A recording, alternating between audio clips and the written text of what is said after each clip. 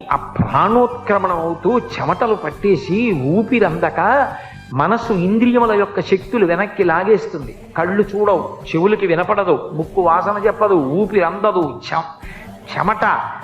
కొడుకేదో అంటూ ఉంటాడు, వినపడదు. పడుకోబెట్టేస్తుంటారు చాప మీద, బయట పడుకోబెట్టండి అంటారు, అదొక భయం. అటువంటి సమయంలో తులసి నీళ్లు పోస్తాడు, గుటకపడదు, ఎదురుగుండా భటులు.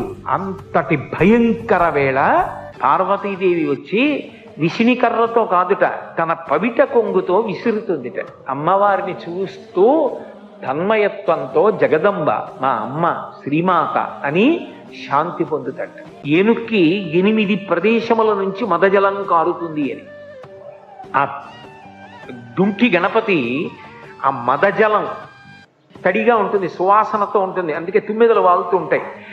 దాన్ని తొండం చివరి భాగంతో ముక్కు దగ్గర చిమ్ముతూ ఉపశాంతి కల్పిస్తాట. డుంటి గణపతి బయలుదేరి వచ్చి కంఠవేది మీద చంద్ర వంక ఉండి ఎడం పక్కకి తొండం తిరిగితే డుంటి గణపతి అంటారు.